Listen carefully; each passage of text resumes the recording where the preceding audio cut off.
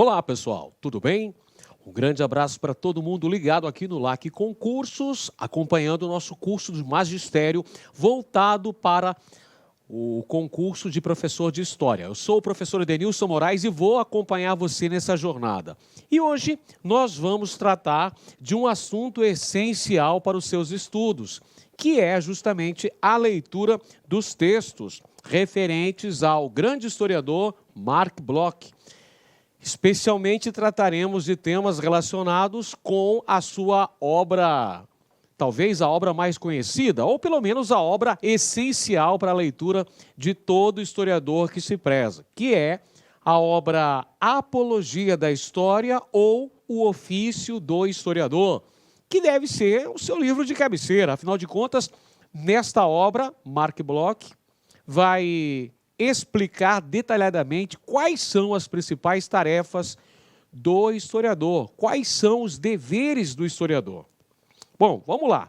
Falar um pouquinho sobre o autor. Marc Bloch é considerado um dos grandes historiadores do século XX. Ele é um dos maiores nomes da chamada Escola dos Annales, que surgiu na França lá em 1929 e tornou-se uma importante escola historiográfica. A Escola dos Annales foi responsável justamente pelo rompimento com o paradigma positivista, ou seja, com a tendência da escola metódica, trazendo uma nova dimensão, um novo conceito para as pesquisas historiográficas, baseadas na chamada história-problema, ou seja, na problematização da própria noção de história, no diálogo da história com outras disciplinas, das chamadas ciências sociais. E Marc Bloch, indubitavelmente, teve uma grande influência sobre historiadores notáveis ao longo do século XX, tais como Lucien Febvre, Georges Duby, Jacques Le Goff, entre outros tantos. E a obra Apologia da História, Marc Bloch apresenta o homem enquanto sujeito de sua história, promovendo dessa maneira a compreensão das relações através dos fatos. E um aspecto importantíssimo para se compreender a obra Apologia da História ou o Ofício do Historiador é justamente a problematização dos contextos históricos que é feita ao longo desta obra, onde Marc Bloch demonstra que o objeto de estudo da história se constitui nos homens no tempo. E Marc Bloch ressalta também a ligação, a conexão, a interseção, o diálogo estabelecido do passado com o presente. São alguns dos temas apontados na obra de Marc Bloch. Apologia da História ou O Ofício do Historiador. Nesta obra, Marc Bloch apresenta os limites do trabalho do historiador, defendendo que o método científico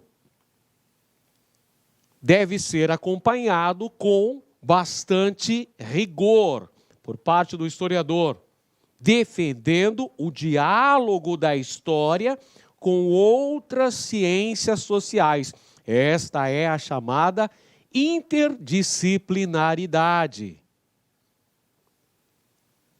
Marc Bloch vai deixar bem claro que o conhecimento histórico está em constante processo de aperfeiçoamento. Ele vai ressaltar, deixar bem claro nessa obra Apologia da História, o Ofício do Historiador, que o passado é algo já determinado, não muda. Porém, o conhecimento que temos acerca desse passado está em constante processo de mutação. O aperfeiçoamento desse conhecimento acerca do passado se modifica no decorrer do tempo. É por isso que ele vai dizer que o conhecimento do passado está em constante processo de aperfeiçoamento. E a Segunda Guerra Mundial é um evento histórico que tem uma ligação direta com a história e com a própria vida do nosso grande historiador Marc Bloch, porque Marc Bloch participou da Segunda Guerra Mundial, esteve na resistência francesa ante a invasão nazista naquele território. E a tomada de Paris em 1940, diante da invasão nazista na França e o armistício franco-alemão. Aliás, Marc Bloch também desenvolveu pesquisas acerca da capitulação da França ante a invasão inimiga, escrevendo a obra A Estranha Derrota. Marc Bloch esteve na luta na resistência francesa contra o domínio alemão, foi capturado, foi preso e acabou sendo executado em 1944 a mando da Gestapo. Por isso que a Segunda Guerra Mundial tem uma ligação direta com a vida de Marc Bloch. Aliás, o livro em questão que nós estamos discutindo na aula de hoje, Apologia da História ou o Ofício do Historiador, foi escrito por Marc Bloch enquanto estava preso durante a Segunda Guerra Mundial. Estava preso pela Gestapo alemã, pela polícia nazista. Vamos conferir agora algumas questões relacionadas a este tema. Primeira questão. O passado é, por definição, um dado que nada mais modificará. Mas o conhecimento do passado é uma coisa em progresso, que incessantemente se transforma e aperfeiçoa. Esta é uma citação extraída da obra Apologia da História ou o Ofício do Historiador, de Marc Bloch. Perceba essa frase, que dá início a essa questão, onde ele fala que o passado, por definição, é algo que não mais se modificará. O passado já passou. O passado só existe na lembrança, na memória. Porém, o conhecimento que se tem desse passado é algo que se transforma, é algo que está em constante processo de mutação.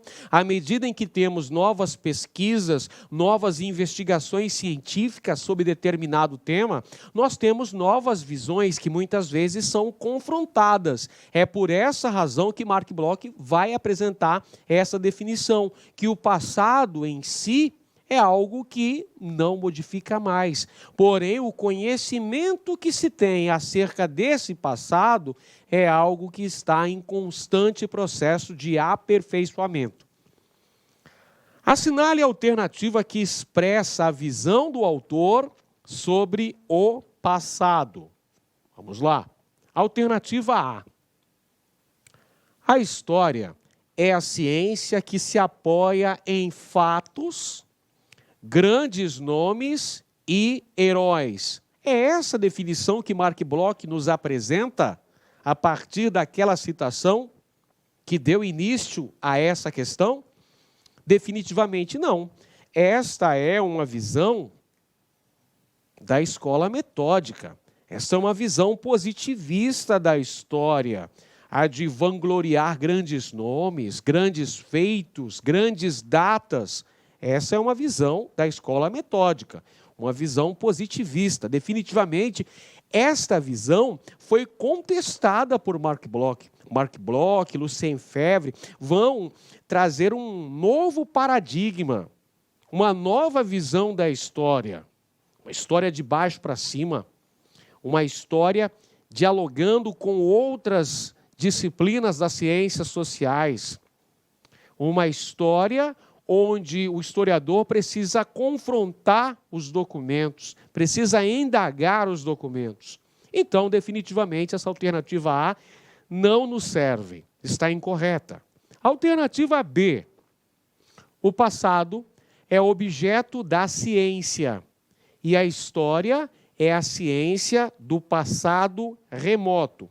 Será mesmo, pessoal, que a história vai se envolver apenas com o passado remoto, com o que aconteceu há muito tempo? Ou será que a história vai fazer análises de vários períodos, de várias épocas, de vários acontecimentos e tentar explicá-los, tentar discutir esses fatos históricos, esses eventos importantes?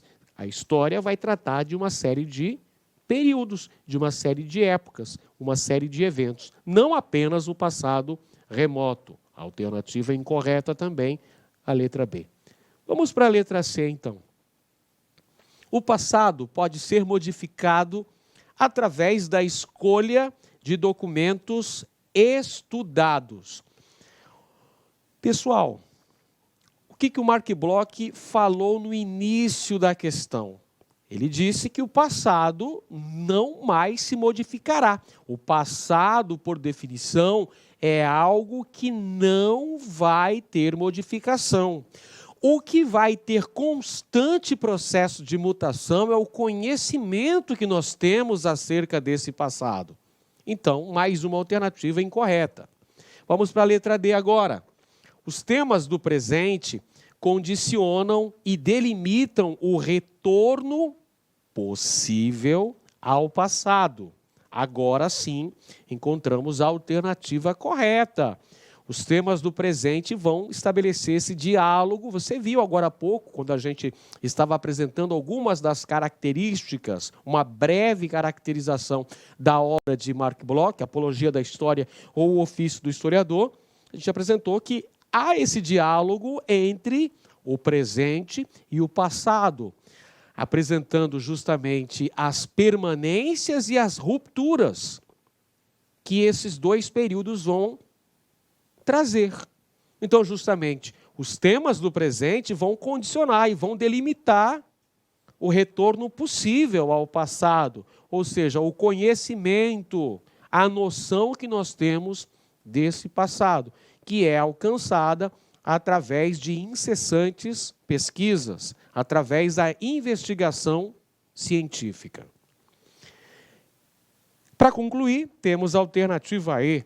A história define o passado como um dado rígido que não se altera ou modifica. Não tem nada de dado rígido, pessoal. Nós acabamos de ver. É uma simples questão de interpretação.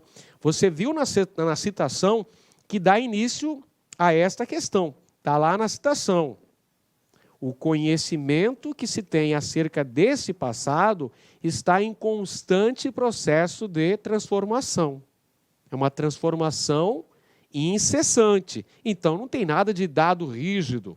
Não tem nada que não se altera ou modifica. Muito pelo contrário, está em constante processo de mutação. Vamos para a segunda questão, agora sim.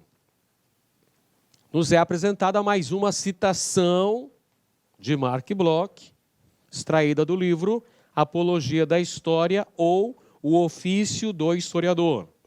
A citação é a seguinte: os nomes dizem respeito, apesar de tudo, às realidades de uma influência forte demais para permitir um dia descrever uma sociedade sem que seja feita um largo emprego das palavras. Vamos aí grifar essas palavras-chave.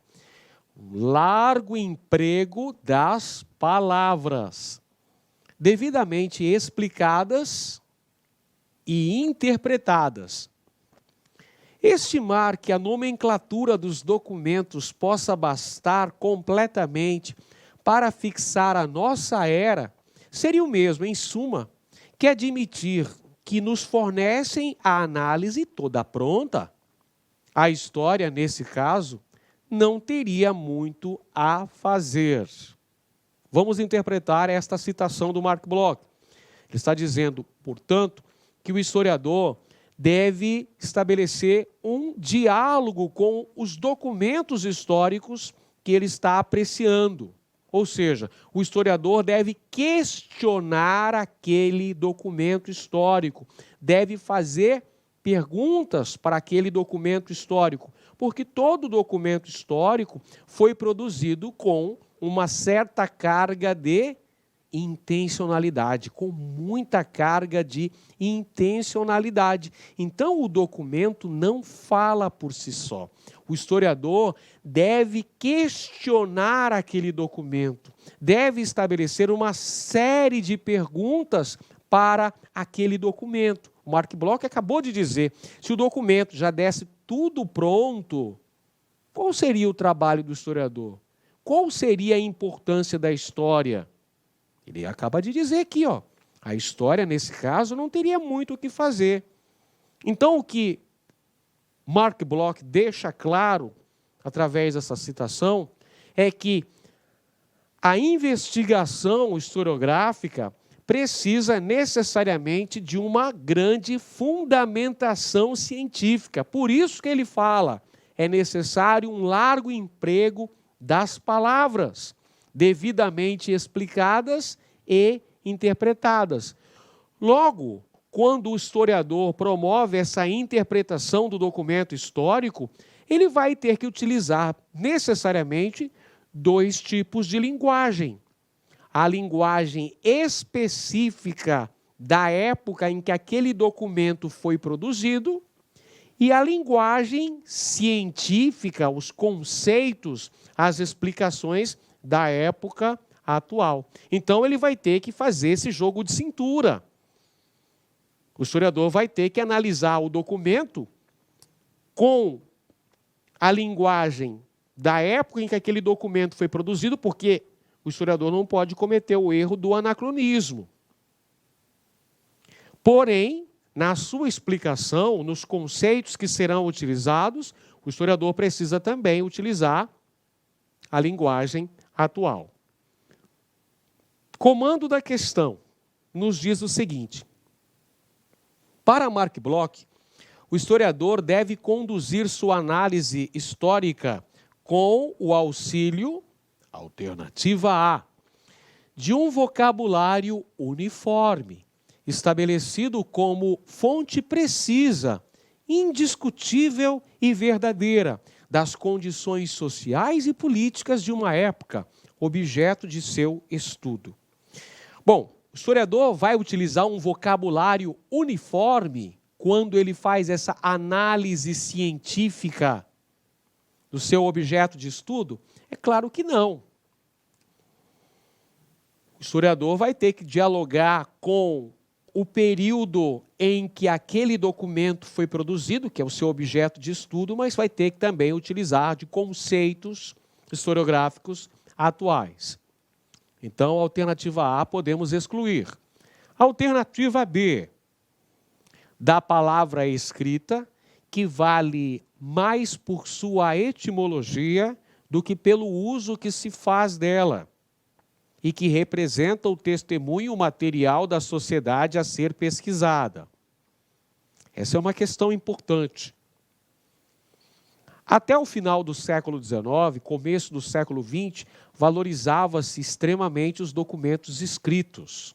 A escola metódica valoriza essencialmente os documentos escritos, desvalorizando os relatos orais, por exemplo. A escola dos Análise traz uma nova percepção historiográfica. Entre outras coisas, vai promover uma valorização da oralidade. A história oral é valorizada. Então, não é apenas a palavra escrita que tem valoração. A palavra falada também possui a sua importância. A oralidade, os relatos orais são valorizados, são enaltecidos e são reconhecidos enquanto importantes fontes históricas pela Escola dos Análise, da qual Mark Bloch é um dos fundadores, juntamente com Lucien Febvre. Vamos, então, excluir a alternativa B. A alternativa C, da linguística, que possibilitará averiguar que as instituições essencialmente idênticas nas sociedades fragmentadas são designadas por termos semelhantes. Incorreta afirmação justamente em cima do que nós acabamos de dizer, que a Escola do Zanardi vai trazer a importância da utilização de variadas fontes históricas. Letra D, das ciências naturais, que criaram signos para designar vocábulos inventados, para dar nomes aos atos, às crenças e aos diversos aspectos da vida humana em sociedade. Incorreta também, pessoal. Afinal de contas, a investigação científica e historiográfica vai levar em consideração o trabalho das ciências sociais, o diálogo da história com outras disciplinas da área das ciências sociais, tais como a geografia, a sociologia, a antropologia, a psicologia, entre outros. A alternativa E, de uma dupla linguagem. O historiador vai fazer uso de uma dupla linguagem da época estudada, o que lhe permite evitar o anacronismo, mas também a do aparato verbal e conceitual da disciplina histórica atual. Esta é a alternativa correta.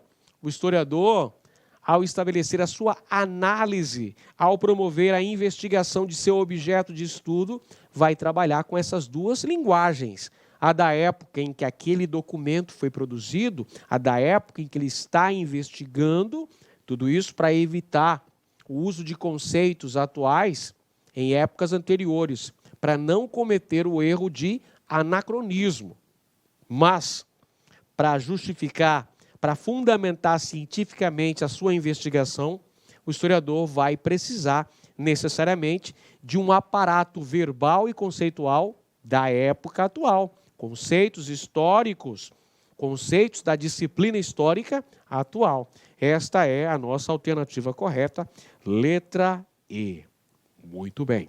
Vamos para a próxima questão, mais uma chegando aí, pessoal. Mais uma questão. Era junho de 1940, mesmo dia, se bem me lembro, da entrada dos alemães em Paris. No Jardim Normando, onde nosso Estado-Maior privado de tropas exercitava sua ociosidade, remoímos as causas do desastre. É possível acreditar que a história nos tenha enganado? Murmurou um de nós. Uma citação extraída da obra Apologia da História ou Ofício do Historiador, de Marc Bloch, que é o livro que a gente está estudando na aula de hoje. Neste questionamento, neste fragmento apresentado pela questão, Marc Bloch discute a invasão francesa, a invasão que a França sofreu em 1940, vamos observar aqui o contexto histórico importante, junho de 1940, então é o contexto da Segunda Guerra Mundial. Segunda Guerra Mundial, que foi travada entre os anos de 1939 e 1945. Marc Bloch está relatando a ação militar nazista sobre a França, a invasão alemã sobre o território francês, a tomada de Paris, em 1940. Inclusive, Marc Bloch desenvolveu um trabalho acerca deste evento, na obra A Estranha Derrota. E aqui, Marc Bloch questiona os principais fatos que levaram a essa capitulação francesa. O autor se refere, o autor está falando especificamente do quê? Letra A. Ao ataque fulminante à França, promovido pelos exércitos coligados, a fim de redefinir as fronteiras entre as nações do continente e reestabelecer o equilíbrio de forças entre elas. Incorreta essa afirmação. ela diz respeito a um outro contexto histórico, que poderia ser, por exemplo, o período das guerras napoleônicas, quando se formaram coligações militares contra a França. Isso é século XIX. E Marc Bloch trata, nessa questão especificamente, sobre junho de 1940, que é a invasão alemã sobre o território francês, a conquista de Paris. Alternativa B, a invasão da França pelo exército nazista, que conduziu à assinatura de um armistício franco-alemão, que dividiu a França em duas partes, uma zona ocupada, onde estava Paris, e uma zona livre colaboracionista, a chamada República de Vichy. Perfeito? Essa é a afirmação correta. Marc Bloch está se reportando à invasão que a França sofreu no contexto da Segunda Guerra Mundial, caindo em mãos nazistas. E ele está também criticando o armistício assinado entre os dois países, que dividiu a França em duas partes, uma zona ocupada pelos nazistas e uma zona livre colaboracionista aos nazistas. A alternativa correta, portanto, letra B de bola. Temos ainda as outras alternativas que a gente vai passar por elas. Vamos analisá-las. Alternativa C. A imobilidade das tropas francesas, provocada pela surpresa do ataque do exército austríaco, imbuído do sentimento de conquista do espaço vital tomado em guerras anteriores. Incorreta, não diz respeito a esse contexto histórico, nada a ver. Alternativa D. A reação bélica dos estados desenvolvidos, atingidos pelas propostas civilizatórias dos franceses, justificadas por seu avanço técnico, científico e bélico no continente europeu. Também afirmação incorreta. Alternativa E. Ao declínio da República Francesa, enfraquecida pelas lutas internas entre os normandos e os defensores da democracia, que sucumbiu ao exército inimigo em franca expansão territorial. Também afirmação incorreta. Era só ter em mente o contexto histórico ao qual Marc Bloch relata, ao qual Marc Bloch participa, inclusive como soldado, na resistência francesa contra o domínio alemão. Próxima questão, mais uma aí, pessoal. Vamos lá. Suponhamos que de uma civilização desaparecida subsista um único objeto, que, além disso, as condições de sua descoberta impeçam até de relacioná-lo com características alheias ao homem, tais como sedimentações geológicas, pois nessa busca das ligações, a natureza inanimada também pode ter sua participação. Será completamente impossível tanto datar esse vestígio único, como se pronunciar sobre sua autenticidade. Só se estabelece de fato uma data, só se controla e, em suma, só se interpreta um documento por sua inserção em uma série cronológica ou em um conjunto sincrônico. Mais uma citação de Marc Bloch no Apologia da História. Então, ele está basicamente promovendo uma análise acerca de determinada civilização desaparecida. Bom, se a gente vai trabalhar com uma sociedade desaparecida, evidentemente que a gente pode estar falando do trabalho do historiador com a chamada pré-história.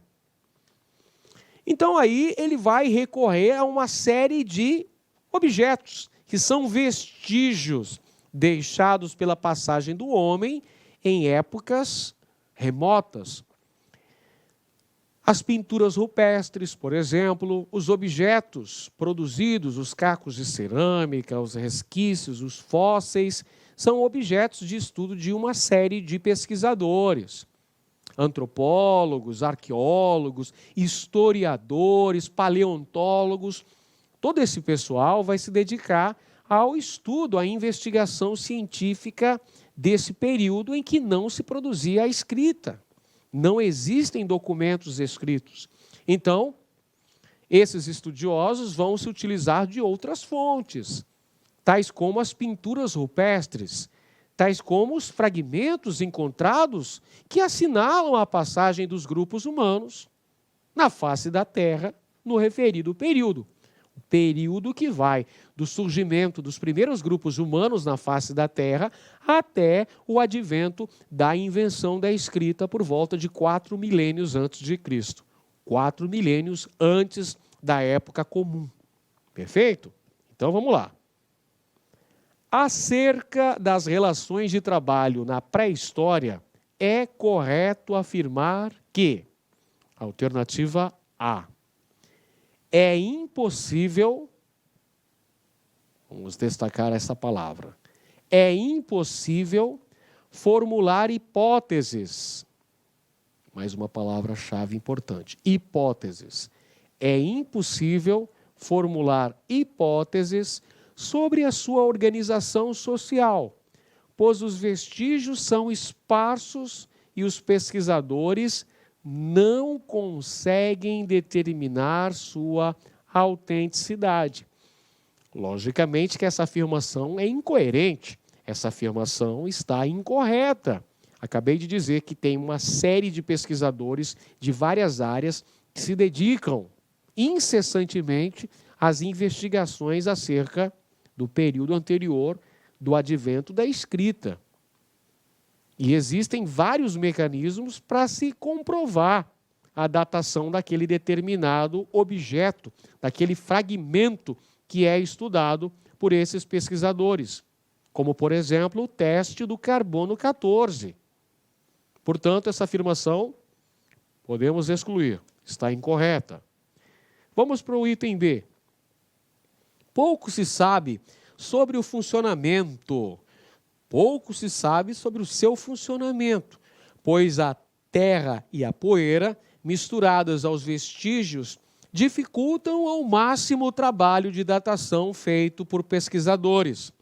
Acabei de falar sobre o teste do carbono 14, que promove uma datação praticamente exata da idade daquele fragmento, daquele objeto, daquele fóssil investigado pelos pesquisadores. Alternativa C. Podem ser conhecidas a partir da pesquisa em sítios arqueológicos que reúnam vários vestígios da cultura material da mesma época e de épocas diferentes. Beleza, este é o item correto. Esta é a alternativa correta da nossa questão. Os sítios arqueológicos são locais que registram aqueles vestígios da passagem dos grupos humanos em tempos anteriores. Ou seja, vão registrar a presença dos fósseis, que são objeto de estudo dos pesquisadores que se dedicam às investigações acerca das características sociais dos grupos humanos. Esses fragmentos são vestígios da cultura material produzida por aqueles grupos humanos. Esta é a alternativa correta, a letra C de casa. Temos ainda a alternativa D. Não existem hipóteses a seu respeito, pois apenas documentos de diferentes tempos podem responder de forma satisfatória às questões dos historiadores. Nada disso.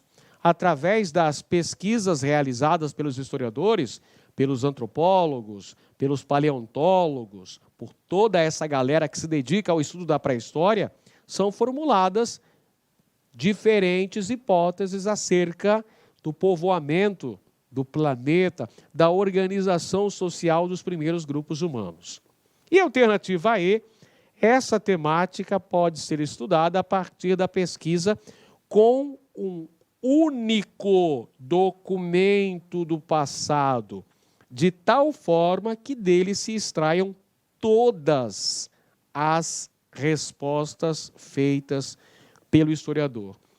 Impossível que um único documento apresente todas as respostas na investigação científica do historiador. Isso é impossível. Ele vai ter que usar de uma série de objetos, uma série de vestígios para conseguir formular as hipóteses acerca do período estudado. Muito bem. Vamos para a próxima questão, mais uma acerca do trabalho desenvolvido por Mark Bloch. De acordo com Mark Bloch, o marco inicial de uma postura crítica em relação aos documentos deve-se a... Então, olha só, uma questão bem factual. Perguntando, então, acerca da chamada postura crítica. O que seria essa postura crítica em relação à questão documental? Seria as interpretações, as indagações, os questionamentos que o historiador deve fazer ao documento. Mark Bloch deixa bem claro, o documento não fala por si. É preciso que o historiador tenha uma postura crítica perante o documento. E quem é que vai inaugurar? Quem é que apresenta essa postura crítica pela primeira vez? Alternativa A foi Karl Marx, com a publicação de teses sobre Feuerbach, em 1845. Alternativa B foi Lucien Febvre, com a publicação de Combates pela História, em 1953. Alternativa C foi Fustel de Coulanges, com a publicação de A Cidade Antiga, em 1864. Alternativa D foi Jean Mabillon, com a publicação da obra De Re Diplomatica, de 1681. Ou foi a alternativa E, Benedetto Croce, com a publicação de História, Pensamento e Ação, de 1948. De acordo com Mark Bloch, quem vai promover essa análise crítica documental pela primeira vez foi o historiador Jean Mabillon, com a obra De Re Diplomatica, datada de 1681. A alternativa correta, letra D. Muito bem, pessoal, vamos encerrando por aqui essa nossa primeira aula sobre Mark Bloch. Daqui a pouco eu volto com a segunda parte dessa aula, onde vamos continuar discutindo alguns conceitos importantes que nos são apresentados nesta obra de grande relevância, que é a Apologia da História. Eu aguardo vocês. Um grande abraço e até a próxima. Clique lá